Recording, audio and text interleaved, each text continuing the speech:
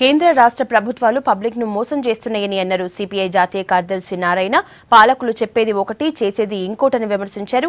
మోడీ కేసీఆర్ మూడేండ్ల పాలనలా జనానికి ఒరిగిందేమీ లేదన్నారు. నయీం కేసును కావాలనే సర్కార్ పక్కదోవ పట్టించిందని అన్నారు. నిజాలు బయటపడేదాకా కేసును వదిలేది లేదంటున్న నారాయణతో మరింత ముచ్చట ప్రేమ అందిస్తారు. కేంద్ర ప్రభుత్వం కానీ రాష్ట్ర ప్రభుత్వం గడిచిప్పటికి 3 ఏళ్ళు దాటిపోయింది. ప్రస్తుత పరిస్థితులను కమ్యూనిస్ట్ పార్టీ మీరు ఏ విధంగా చూస్తున్నారు? ఇప్పుడు వాగ్దానాలు మాత్రం కోటలు దాడుతూ ఉన్నాయి, ఆచరణ మాత్రం కాలు గడప దాటడం లేదు. ఎన్నికల వాగ్దానాలు ఇచ్చిన మేనిఫెస్టో ఒకసారి చదివితే ఎన్నికల మేనిఫెస్టో ఇచ్చిన హామీలను ఒక్కటంటే ఒక్కడు అమలు చేయకపోగా దానికి సంబంధించిన అంశాన్ని తీసుకొచ్చి పెడతా ఉన్నారు. మొట్టమొదటి రాగానే కేంద్ర ప్రభుత్వం గర్వాబ్స్ అని చెప్పేసి నినాదం పెట్టింది. 2వ సంవత్సరం రాగానే ఈ రాముడు పాలన, రాముడు నమ్మని వాళ్ళందరూ కూడా ఈ దేశం చెడిపోవాలి, పాకిస్తాన్కి పోండి అని చెప్పేసి అని రాముడిని తీసుకొచ్చి అడ్డం పెట్టాడు. 3వసారికి వచ్చేకాడికి ఈ గోవధ నిషేధం పేరుతోటి బజరంగ దళం దాడులు చేయడంతో మొదలుపెట్టాడు. ఒకవేళ చెప్పాలంటే ఇది ప్రజల యొక్క ఆహార అలవాట్ల పైన దాడి చేసే హక్కు ఈ కేంద్ర ప్రభుత్వానికి లేదు.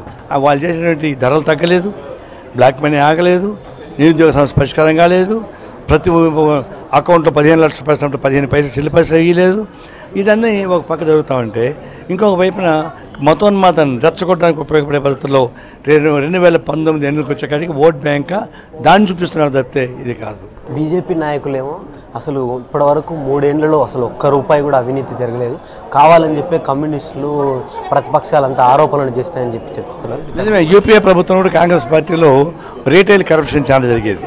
2 నెలలకు ఒకసారి 3 నెలలకు ఒకసారి చిలక్కుట్టలాగా చిన్న జరిగేవి. ఇప్పుడు అటువంటి అవకాశం లేదు. హోల్సేల్ కరప్షన్కి వెళ్ళిపోయాడు. మోడీయే మొత్తం రూకల్పన చేస్తున్నాడు. ఒకటే మనం చెప్పాలా, ఈ 3 ఏళ్లలోనే 13.5 లక్షల కోట్ల రూపాయలు కార్పొరేట్ కంపెనీకి రాయితీలు ఇచ్చారా చెప్పండి ఇచ్చారు. అదేవిధంగా ఈ బ్లాక్ మనీ పైన దాడి చేశారు. కానీ సంపన్న వర్గాలకు బ్రహ్మాండంగా బ్లాక్ మనీ వైట్ మనీ చేయించి పడేశాడు.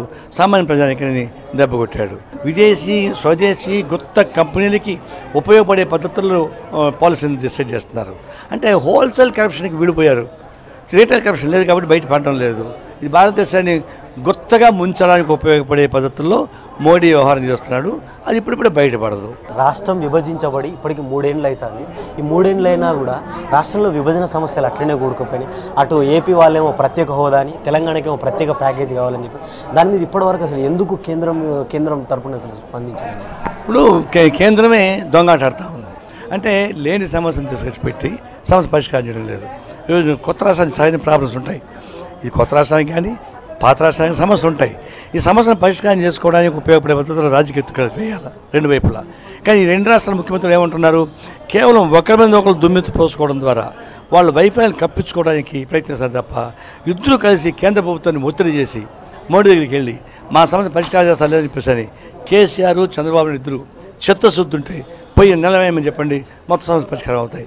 మోడీని జిందాబాద్ కొడుతూనే వీళ్ళు ఒకరి మీద ఒకరు దాడి చేసుకోవడం ద్వారా తెలంగాణ ప్రజలకు వ్యతిరేకంగా ఆంధ్ర ప్రజలకు వ్యతిరేకంగా తెలంగాణ ప్రజల్ని రెచ్చగొట్టడం ద్వారా కాలయాపన చేసుకుని ప్రయత్నిస్తున్నారు. వీళ్ళిద్దరూ కలిసి మళ్ళీ మోడీ దగ్గర దాసోహం పొందుతున్నారు. ఇది పచ్చి అవకాశాలు వైఖరి ఈ ఇద్దరు ముఖ్యమంత్రులు అనుసరిస్తున్నారు. రీసెంట్గా బీజేపీ జాతీయ అధ్యక్షుడు అమిత్ షా ఇక్కడికి వచ్చి 1,00,000 కోట్లకు పైగా ఇక్కడ ఇచ్చినాం, అక్కడ 1,75,000 కోట్లకు పైగా ఇచ్చినాం అని చెప్తున్నారు. మరి వాస్తవం ఇచ్చిండా ఇవ్వలేదు? ఆయన నిజంగా డబ్బులు ఇవ్వకపోయినా కూడా ఇచ్చామని చెప్పుకోవడం ద్వారా రాష్ట్ర ఇబ్బంది పెట్టడానికి ప్రయత్నించాడు. ఆ విషయంలో కేసీఆర్ గట్టిగానే అమిత్ షాని వ్యతిరేకించాడు, గట్టిగా ఎక్స్పోజ్ చేశాడు. నేను ఆయనకి అభినందనలు తెలియజేస్తా ఉన్నాను. రీసెంట్గా మీరు నయీం కేసు మీద హైకోర్టుకు వెళ్ళడం జరిగింది. దాని మీద మీకు సంతృప్తిమైన ఆన్సర్ వచ్చిందని చెప్పి మీరు భావిస్తున్నారు? బుకాయించేశారు. కోర్టులో మేము ఇస్తే అదేమీ లేదు, అసలు ఎవరికి సంబంధం అనిపించి రాసేశారు. అంటే పచ్చి అబద్ధాలు చెప్పారు ఈ పోలీస్ డిపార్ట్మెంటు. పైపచ్చు నాకు అలాంటి అర్హత లేదని చెప్పి అని చెప్తా ఉన్నాడు. నేను ఒకటే అడిగా, నేనేం చేయగలను, 1996 నుంచి ఇప్పటిదాకా డీజీపీలందరికీ 4 టెస్ట్ పెట్టండి, ముఖ్యమంత్రిని అడగండి, వాళ్ళకి సంబంధం కూడా జరగలేదు. అందరూ ముఖ్యమంత్రులు ఏ పార్టీ వాళ్ళని కానీ ముఖ్యమంత్రులు డీజీపీ స్థాయిలో ఆ కనుసంలోనే నయీం ఇదంతా చేశాడు.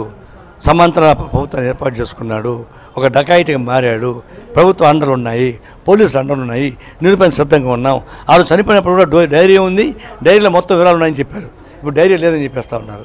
అందుకే నేనేం చెప్పానంటే, మీరు న్యాయం జరగాలంటే ఇది సిబిఐ ఎంక్వైరీ కాదు, న్యాయ విచారణ చేపించాల్సిందే. కింద అధికారులు కాదు, డీజీపీ స్థాయిలో ఉన్న ముద్దాయిలకు ఉన్నప్పుడు ఏసీపీ స్థాయిలో ఉండేవాడు ఎన్క్వైరీ చేస్తే సాధ్యం అవుతుందా? అందువల్ల ఈ ప్రభుత్వానికి చిత్తశుద్ధి ఉంటే న్యాయ విచారణ జరిపించమని చెప్పండి. మొత్తం దోషులు బయటపడతారు. దోషులు బయటపడమే కాదు, భవిష్యత్తు ఇట్లాంటి దందా చేసేటువంటి డకాయిట్లు పట్టుకుండా ఉండాలంటే దీనికి శాశ్వత పరిష్కార మార్గాలు కావాలి. దీనికోసం నేను కొట్లాడుతున్నాను. నేను వదిలిపెట్టే ప్రసక్తి లేదు. ఈ హైకోర్టులో ఇంకా యుద్ధాన్ని కంటిన్యూ చేస్తాను. 2018లోనే దేశం మొత్తంగా ఎన్నికలు జరపాలని చెప్పి కేంద్ర ప్రభుత్వం చేస్తుంది. దాన్ని సిపిఐ పార్టీ ఏ విధంగా చూస్తుంది? దాంతోపాటుగా ఒకవేళ ఎలక్షన్స్ వస్తే మీరు ఎవరితో పొత్తు పెట్టుకుంటారా, లేకపోతే మీరు అనుకున్నట్టుగా ఇప్పుడు లాల్ నీల్ జెండాలు ఏకమై దేశంలో ప్రత్యామ్నాయ రాజకీయ వేదిక ఏర్పాటు చేస్తామని చెప్పినట్టు అసలు ఏ విధంగా పోటీ ఉండబోతుంది? ఒకేసారి ఎన్నికలు తాగడం అనేది సాధ్యం కాదు. ఎందుకంటే ఆయా రాష్ట్రాలు ఫెడరల్ రాష్ట్రం దేశం ఇది. ఆయా రాష్ట్రాల్లో ఉన్నటువంటి కాలమరిచిన ప్రకారమే ఎన్నికలు జరుగుతాయి. అది ఒకవేళ ఎన్నికలు మొత్తం ఒకేసారి జరగాలంటే ఒకటే మార్గం, ఎన్నికల విధానం మార్చాలి. ఈ ఎలక్షన్ విధానాన్ని మార్చి ఈ ప్రపోర్షనల్ రిప్రజెంటేటివ్ సిస్టమ్ కానీ పెట్టగలిగితే అప్పుడు ఒకేసారి ఎన్నికలు జరగడానికి అవకాశం ఉండేది. ఈ లోపభూయిష్ట ఎన్నికలు జరుగుతూనే దీనిలో ఏ కాలం అంటే ఇది మోడీ పర్సనాలిటీని ఉపయోగించుకొని దేశం మొత్తం మీదుగా వచ్చే రోజుల్లో మొత్తం గెలుచుకోవాలనేటువంటి తాపత్రం తప్ప బాగుజన తాపత్రం కానే కాదు. అందువల్ల దీనికి మేము వ్యతిరేకం. తర్వాత ఈ ఎన్నికలకు సంబంధించి రాబోయే రోజుల్లో ఇప్పటికే వామపక్షాలు కలిసి మాట్లాడుకుంటున్నాయి.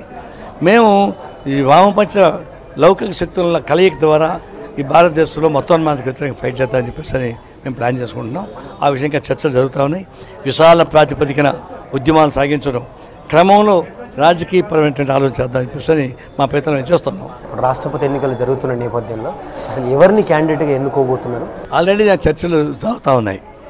కేంద్ర ప్రభుత్వం గాన ప్రతిపక్షాలతో కూడా మాట్లాడితే అందరూ కలిసి ఆమోదించే వ్యక్తిని పెట్టగలిగితే ఏకగ్రీవం అవుతుంది.